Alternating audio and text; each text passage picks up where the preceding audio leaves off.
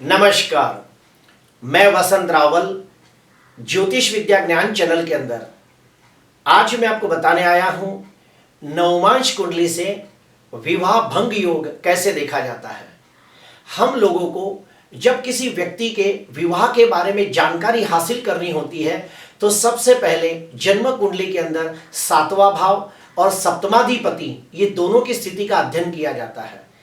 अगर विवाह के बारे में और गहनता से अध्ययन करना हो तो षोडश वर्ग कुंडलियों के अंदर D9 चार्ट यानी कि नवमांश कुंडली का अध्ययन करना होता है और नवमांश कुंडली का अध्ययन करने के बाद हमें पता चलता है कि व्यक्ति को वैवाहिक सुख कैसा प्राप्त होगा। आज मैं आपको बताने आया हूं 17 अलग अलग प्रकार के नियम जो विवाह भंग कर सकते हैं। तो आइए देखते हैं। सबसे पहला नियम, नवमांश कुंडली के अंदर सप्तमाधिपति ग्रह नीच राशि में निर्बल होकर शनि, राहु या केतु जैसे पाप ग्रह से पीड़ित होता हो तो निश्चित तौर पे विवाह भंग का योग बनता है। एग्जाम्पल के तौर पे लेते हैं कि धनु लग्न की कुंडली है, सप्तम स्थान के अंदर मिथुन राशि है तो सप्तमाधिपति ग्रह कौन हुआ? बुध हुआ। मान लो सप्तमाधिपति ग्रह बुध नीच का होकर शनि, राहु या केतु जैसे पाप ग्रह से पीड़ित होता हो तो निश्चित तौर पे विवाह भंग का योग बनता है। दूसरा नियम, नवमांश कुंडली के अंदर सप्तमाधिपति ग्रह अस्त का होकर बैठा हो या फिर मृत अवस्था में कमजोर हो या फिर नीच राशि में निर्बल हो या फिर पाप ग्रहों से दृष्टि या पाप ग्रहों से पीड़ित होता हो और सप्तम भाव के ऊपर किसी पाप ग्रह की दृष्टि पड़ती हो तो भी विवाह भंग का योग बनता है। तीसरा नियम, नवमांश कुंडली के अंदर सप्तम भाव के अंदर दो या दो से ज्यादा पाप ग्रह एक साथ बैठे हो जैसे कि सूर्य, मंगल, शनि, राहु, केतु जैसे पाप ग्रह दो या दो से ज्यादा एक साथ बैठे हो और चंद्र अकेला हो तो भी विवाह भंग होने का योग बनता है।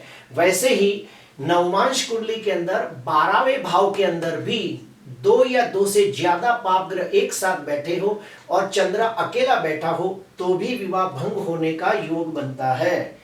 पांचवा नियम बताने जा रहा हूं कि नवमांश कुंडली के अंदर सप्तम भाव के अंदर द्विस्वभावी राशि हो। अभी द्विस्वभावी राशि कौन कौन सी होती है? तो मिथुन, कन्या, धनु और मीन। तो नवमांश कुंडली के अंदर सप्तम भाव के अंदर द्विस्वभावी राशि हो और सप्तमाधिपति ग्रह पाप ग्रह से दृष्टि या पाप ग्रह से पीड़ित होता हो तो भी विवाह भंग का योग बनता है। उसके बाद छठवां नियम है, नवमांश कुंडली का सप्तमाधिपति ग्रह कोई भी हो सकता है। नवमांश कुंडली का सप्तमाधिपति ग्रह द्विस्वभावी राशि में बैठा हो और सप्तम भाव के ऊपर कोई पाप ग्रह की दृष्टि हो तो भी विवाह भंग का योग बनता है। सिर्फ शर्त यह है कि सप्तम भाव के अंदर कोई भी शुभ ग्रह की दृष्टि ना पड़ती हो।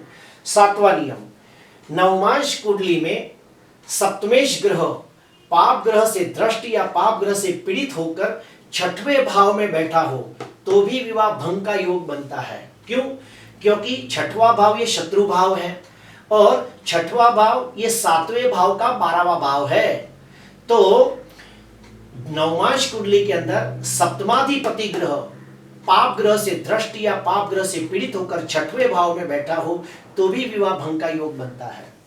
उसी प्रकार नवमांश कुंडली के अंदर सप्तमाधिपति ग्रह पाप ग्रह से दृष्टि या पाप ग्रह से पीड़ित होकर अष्टम भाव में बैठा हो तो भी विवाह भंग का योग बनता है। क्यों? तो जो अष्टम भाव है वो असाध्य रोग का है, दुर्घटना का है, मृत्यु का है। तो सप्तमाधिपति ग्रह पीड़ित होकर अष्टम भाव में बैठा हो तो भी विवाह भंग का योग बनता है। नौवां नियम, नवमांश कुंडली के अंदर सप्तमाधिपति ग्रह पाप ग्रह से दृष्ट या पाप ग्रह से पीड़ित होकर 12वें भाव में बैठा हो तो भी विवाह भंग का योग बनता है। क्यों? क्योंकि जो 12वां भाव है वो सातवें भाव का छठवां भाव यानी सातवें भाव का शत्रु भाव माना गया है। तो सप्तमेश पाप ग्रह से दृष्ट होकर 12वें भाव में बैठा हो तो ऐसे व्यक्ति को कायदा, कानून, कोर्ट कचहरी तक जाके डिवोर्स लेना पड़ता है।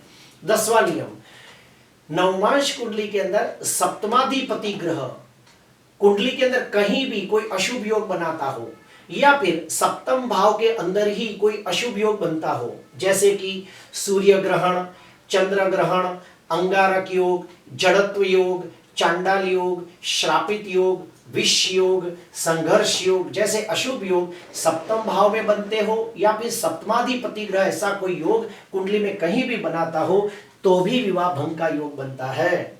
11वां नियम, अगर मान लो किसी पुरुष की नवमांश कुंडली हम देख रहे हैं तो पुरुष की नवमांश कुंडली के अंदर सप्तमाधिपति ग्रह पाप ग्रह से द्रष्ट या पाप ग्रह से पीड़ित होता हो या फिर सप्तमाधिपति ग्रह 6वें, 8वें, 12वें भाव में बैठा हो और पत्नी सुख का कारक ग्रह शुक्र अस्त का हो या फिर नीच का हो या तो फिर मृत अवस्था में हो तो भी विवाह भंग का योग बनता है।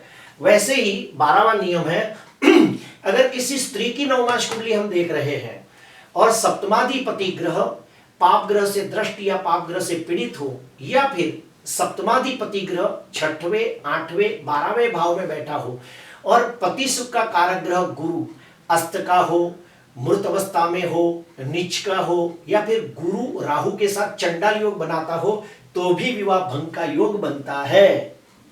13वां नियम बताने जा रहा हूं कि नवमांश कुंडली के अंदर 7वां भाव दो पाप ग्रहों के बीच में हो तो हम इसे कहते हैं पाप कर्तृ योग तो भी विवाह भंग का योग बनता है। और सप्तमाधिपति ग्रह अगर दो पाप ग्रहों के बीच में हो तो हम कहते हैं कि सप्तमेश बुध पाप कर्तृ योग में पीड़ित है तो भी विवाह भंग का योग बनता है।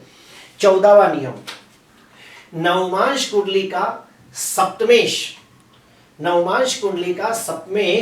जन्म कुंडली के अंदर पाप ग्रह से दृष्ट या पाप ग्रह से पीड़ित होकर 6वें, 8वें, 12वें भाव के अंदर बैठा हो तो भी विवाह भंग का योग बनता है।